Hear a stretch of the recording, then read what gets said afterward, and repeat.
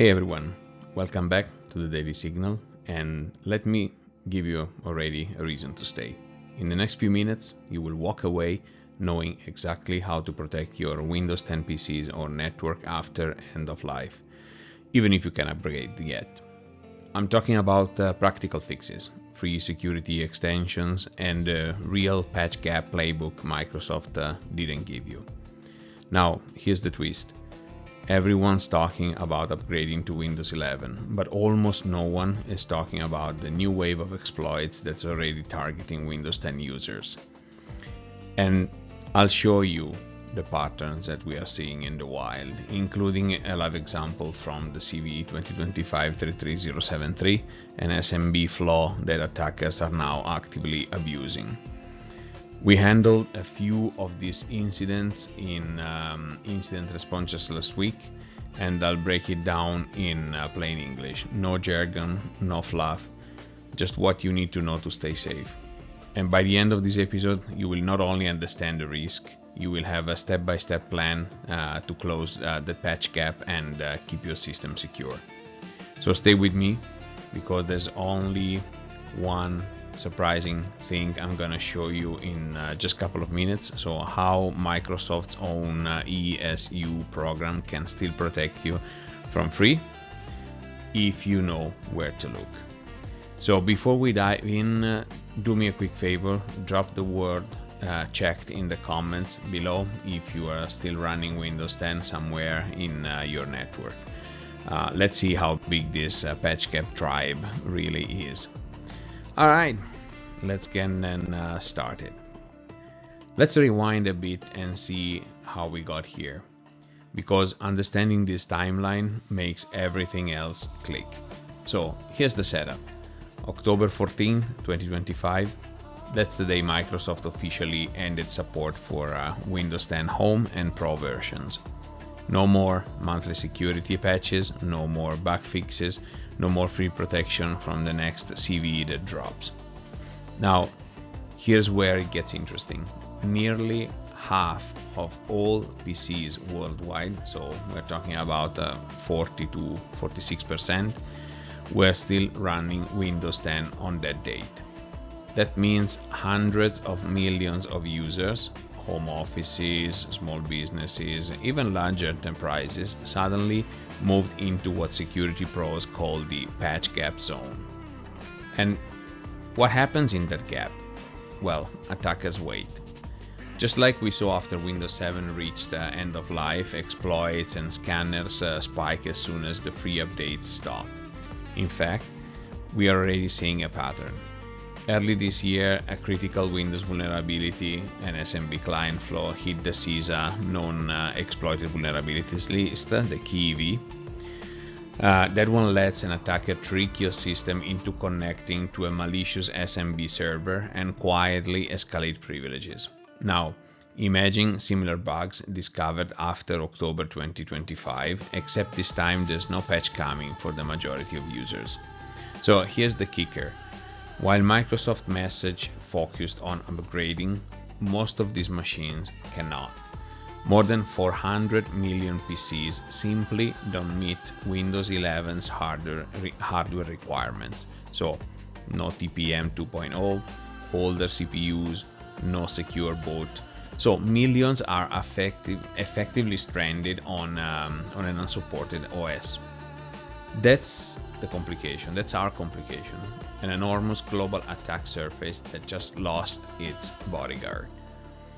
In a minute, we'll look at who's most affected: consumers, small businesses, enterprises, and the real reason people are getting stuck.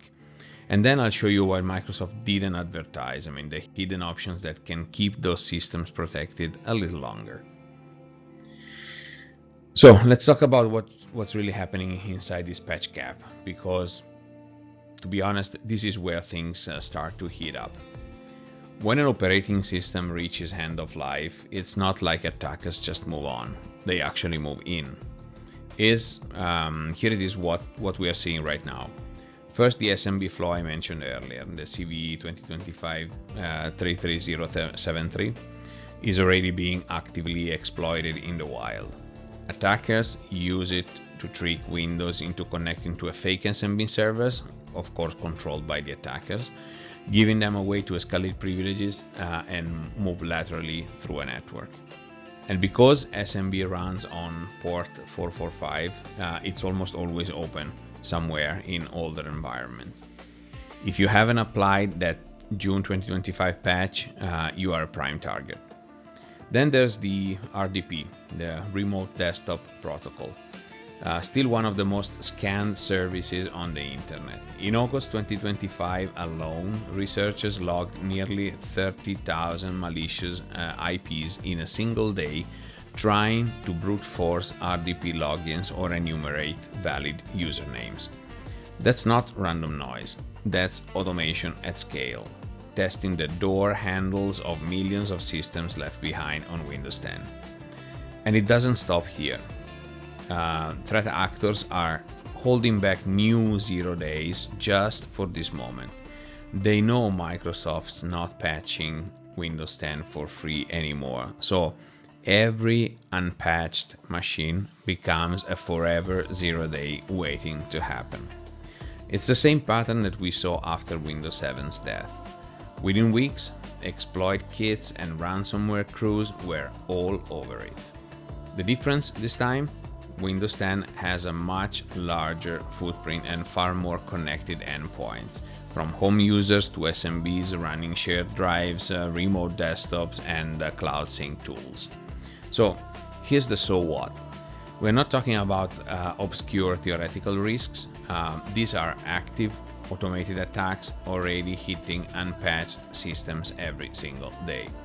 But don't panic, because right after this we are going to look at who's most exposed and what options they actually have and how to close that gap before it bites. Alright, let's zoom in on who's actually in the line of fire now that Windows 10 support has ended. We can break it down into three main groups: home users, small businesses, and enterprises. And each faces the patch gap in a slightly different way. Let's start with the home users. This is where the numbers really get big. Millions of people are still running perfectly fine laptops and desktops that simply cannot upgrade to Windows 11. Like I said, no TPM 2.0, older processors, maybe 5 or 6 years old. And for most of them, the mindset is, well, if it's working, why change it? That's exactly where and what attackers rely on. The good news, there's actually a short-term fix. Microsoft quietly launched a consumer ESU program. ESU stands for Extended Security Updates, that gives you another year of critical patches through October 2026. It can even be free if you sync your settings with a Microsoft account, or just $30 for peace of mind. So if you're watching this and you are a home user, check Windows updates and look for enroll in ESU. That one click could buy you another 12 months of safety. Now, for small businesses, the problem is slightly different. They are often running mixed fleets, a few new Windows PC, maybe Windows 11s, but plenty of older ones running critical software that hasn't been updated in years. Maybe it's the accounting app, maybe it's that one POS terminal that still works. The challenge isn't ignorance, it's cost and compatibility. Replacing 20 or 30 PCs or recertifying software isn't cheap. But the reality is, leaving those devices unpatched is an open invitation to ransomware. If you are in that category, the best move is segmentation. Keep legacy systems isolated from your main network and turn off internet-facing services like RDP or SMB wherever possible. And then we have enterprises, the ones with massive fleets and strict compliance rules. For them, Microsoft offers up to 3 years of paid ESU, starting at $61 per device, doubling each year until 2028. That gives large organizations time to phase out old hardware in a controlled way. But here's the catch. The price curve doubles annually. So ESU is not a long-term solution, it's just a ticking clock. Every CFO who does the math realizes that by year 3, they are paying 4 times the cost of a new PC just to keep an old one alive. And what does this mean for you? Whether you are home users or running a business, doing nothing is the worst option, of course. The patch gap doesn't care if you're small, large, or somewhere in between. It's equal opportunity. Next, we are going to break down those choices, ESU, upgrade, or re-platform, and look at which makes sense for your situation and how to decide fast before the window closes. So we are at the crossroad, the big decision point every Windows 10 user and organization has to face. Do you extend, upgrade, or move on? Let's start with the simple one and the simplest one of all, ESU, or again, Extended Security Updates. This is the buying time option. If you are an enterprise, you can pay Microsoft $61 per device for the first year, but here's the kicker, of course, the price doubles each year. So it's 61 first year, then 122, then 244 if you go the full 3 years. That's basically paying more each year than to stand still, basically. For consumers, it's cheaper. It's around $30 per PC, or even free if you use Microsoft Rewards Point or enable Cloud Sync. That's not bad, but it only buys you 1 year until October 2026. So ESU is not a strategy, it's a grace period. Then there's the upgrade path, moving to Windows 11. If your hardware supports it, this is by far the cleanest option. Windows 11 gives you long-term support, tighter security baselines, and ongoing updates. But there's a problem. A huge chunk of older PCs, especially pre-2018, cannot make the jump because of some missing features and requirements. So for many users and small businesses, upgrading means buying new machines, and that's where cost becomes the blocker. Finally, the third option, replatforming. This is the move for those who want to break the cycle entirely. Some organizations are shifting legacy workloads to Linux or virtual desktops, especially when the apps they need don't depend on Windows anymore. It's not for everyone, of course, but for small businesses running point of sale or kiosk systems, it can dramatically cut costs and risk. So how do you decide? Think of it like this. ESU buys you time, nothing more. Upgrade buys you longevity, but might cost you hardware. Replatforming buys you freedom, but requires effort. Let's follow the money principle. If you'll spend more keeping an old PC patched than replacing it, the math is already decided. For the key takeaway here is ESU should be a bridge, not a destination. Use it to buy time for a well-planned upgrade, not as a reason to delay forever.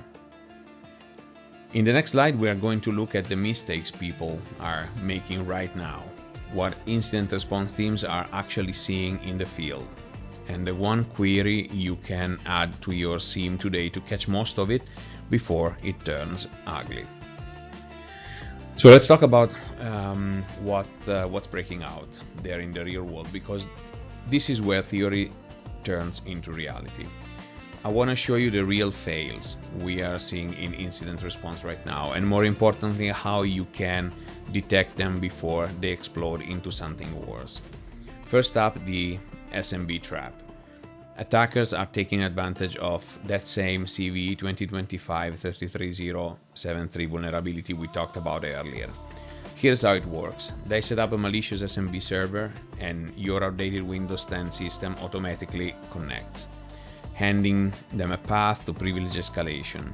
We have seen this happen inside corporate networks where someone opened the file from a shared drive and suddenly their credentials were compromised.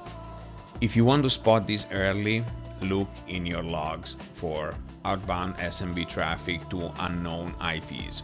If you see port 445 connecting out to the internet, that's a red flag and an easy block. Next up, the RDP abuse. Everyone thinks of RDP as an internal tool, but guess what? Tens of thousands of RDP endpoints are still exposed to the internet.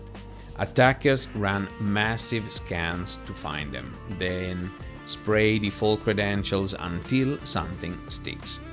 When we review compromised environments, the first indicator was always the same: repeated NLA errors, followed by successful logins from IPs in countries where the company didn't even operate.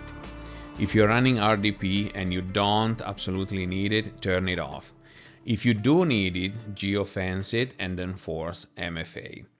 And here's a quick win for those of you who have the ability to leverage a SIEM system. Drop the query that you see here right now. So event ID in, or at least is one of these two, and logon type 10 and IP address not in, and you get an allow list added. That will instantly flag remote logins that don't belong, and it's caught more early intrusions than anything else we have used. Then there's the forgotten patch gap. We have found companies that installed April or May updates but skipped June or July. Those were the updates that actually fixed the latest SMB and RDP flaws. So even though they think they are patched, they are not. So if your patch history doesn't include some knowledge, some KBs like the 5039705 or the 5040123, you are behind and vulnerable. So check out for those knowledge base. What's inside here? Attackers are not doing anything fancy. They are using basic entry points we already know about it, counting on the fact that many Windows 10 systems will never see another update. But here's the good news. These are detectable problems. Block outbound SMBs, monitor for strange RDP activity, run that SIEM query, and you'll catch most of what's coming your way. In the next slide, we'll shift a bit gears and talk about how this looks into around the world, where some users are getting free protection while others are paying for it, and what that means for the rest of us. So let's take a look at the global picture, because not everyone's playing by the same rules when it comes to Windows 10's afterlife. The short version: where you live now determines how secure you can stay, and in some places staying protected costs real money. Just as an example, in the United States, Microsoft program is simple but not exactly generous. Consumers can enroll in the SESU for free if they let Windows sync their settings to a Microsoft account, or pay the $30 per device if they would rather keep privacy tight. Businesses, again, reminder, they start at $61 per device, and that cost doubles each year. So year 3 could hit $244 per machine. Enough to make an IT manager question why they are not just buying new hardware. There's no federal subsidy or help here, but agencies like CISA, CISA, and the FBI are strongly warning small businesses running Windows 10 without updates could void cyber insurance and compliance coverage. So that's a very important point to keep in mind. Over in the UK, it's almost the same story, but with an extra twist: no free ESU option. So you can pay the $30, use the Microsoft rewards, or upgrade. That's it. The National Cyber Security Center, NCSC, has already urged organizations to migrate immediately, warning that the end-of-life windows will quickly fall out of regulatory compliance. So if you're in the UK and you think you are buying time, it's really just a 1-year countdown. Now, here's where it gets interesting. Europe. Thanks to the EU consumer protection laws and privacy watchdog pressure, Microsoft had to make ESU completely free across the European Economic Area. No syncing, no payment, no data trade. So if you are in Germany, France, Spain or Norway, all you have to do is click Enroll in Windows Update and your PC keeps getting critical patches through October 2026. It's one of those rare times where the EU's tougher privacy and fairness laws actually gave users a major security advantage. But let's just now step outside the EEA, say for example into Canada, Australia or Asia, and it's back to the standard deal. Either enroll via setting sync, redeem points or pay up, and that creates a new divide, a world where half the planet's Windows 10 users of course, Windows 10 users can stay patched for free, while the other half are effectively told to pay or accept the risk. So basically, so what? That's the question. This matters because global attack surfaces don't care about borders. An unpatched machine in one country can still be the pivot point for a ransomware wave that hits everybody. As we saw with WannaCry and NotPetya, one outdated system can cascade across continents. So if you are in a region that got the free ESU, of course, use it. If you didn't, make your plan now. Patch, upgrade, or segment. Because attackers are not targeting countries, they are targeting conditions. And those conditions are now ripe across every region. So now I'll give you a very good action plan.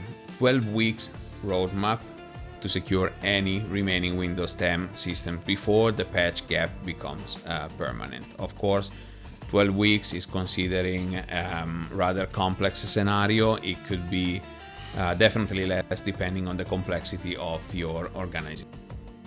Alright, now that we know where everyone stands, let's talk about what to actually do next. This is again an envision 12-week patch gap playbook, a clear step-by-step plan that turns panic into progress, hopefully.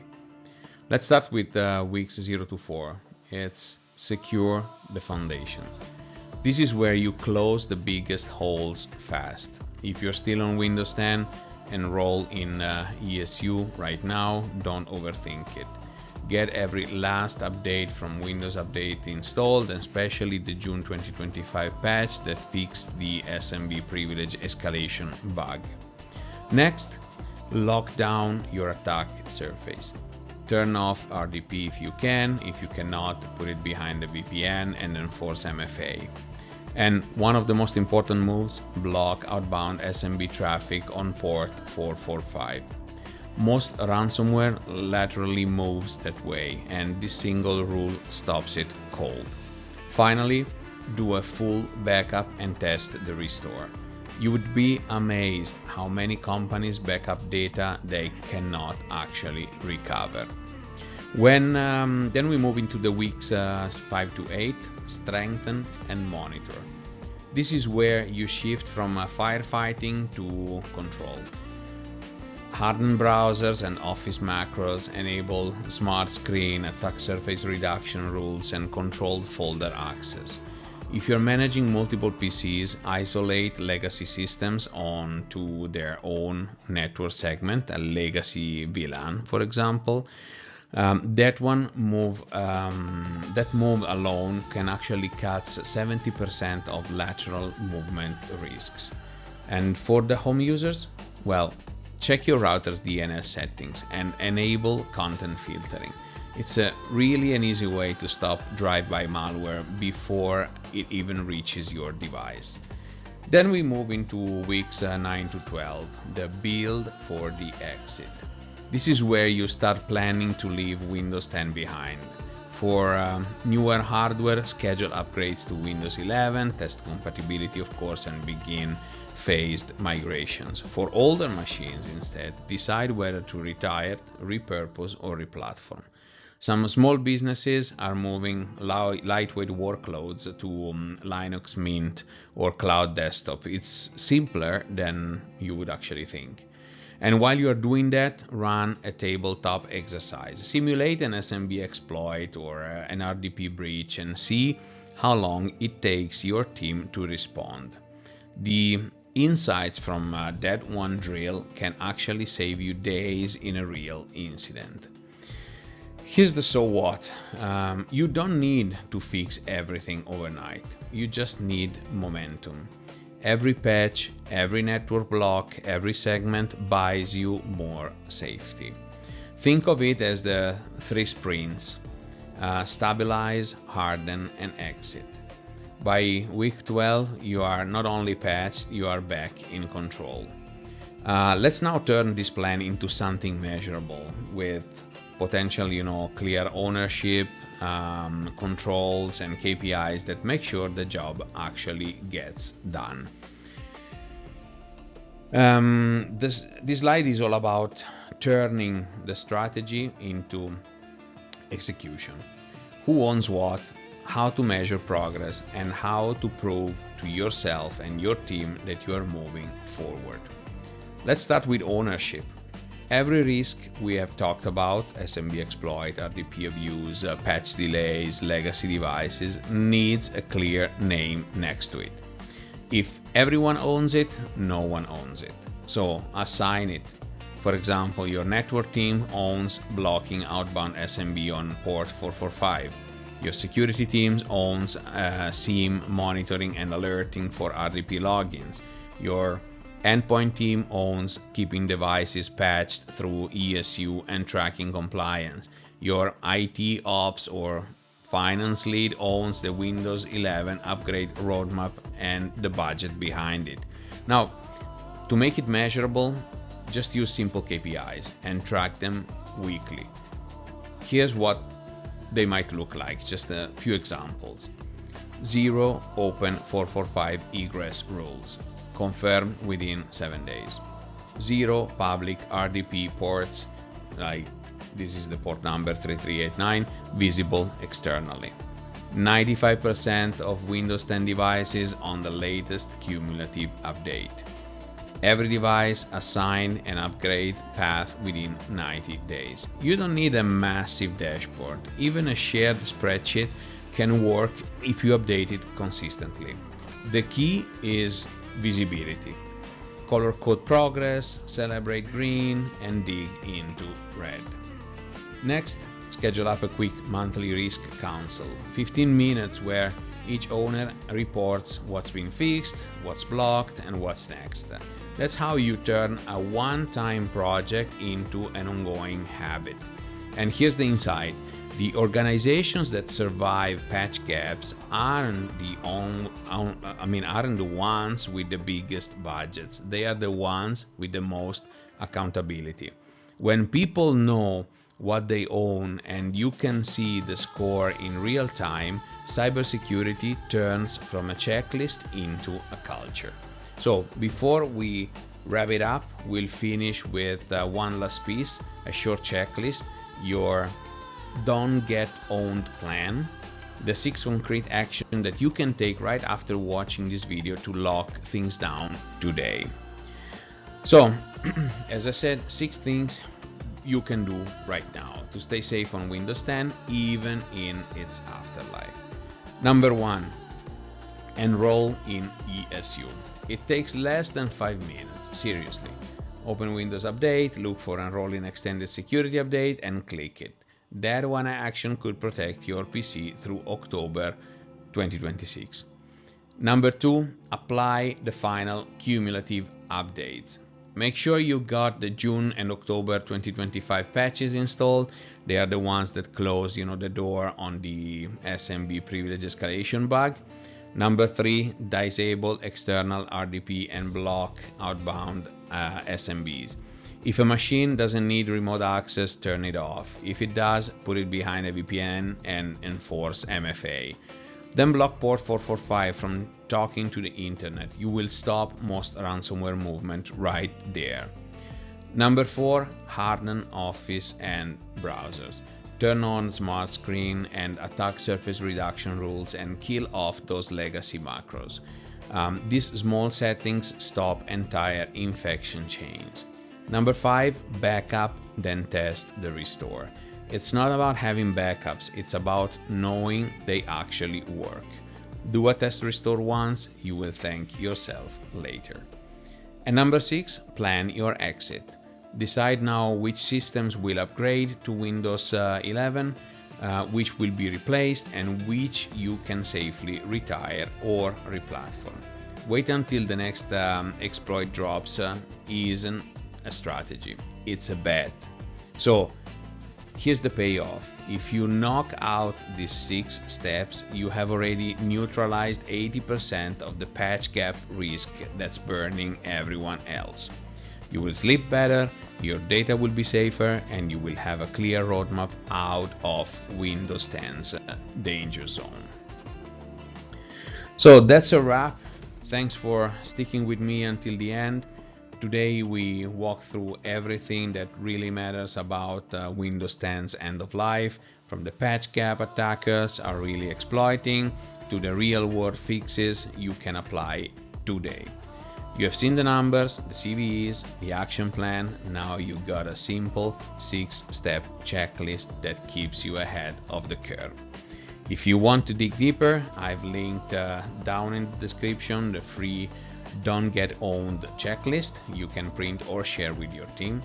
And if you missed them, don't forget to check out our earlier deep dives, some of them on the F5 breach, the Oracle e-business suite 0-day as well, the digital dominoes, all of them perfect case study of how supply chain risk turn into real world pain.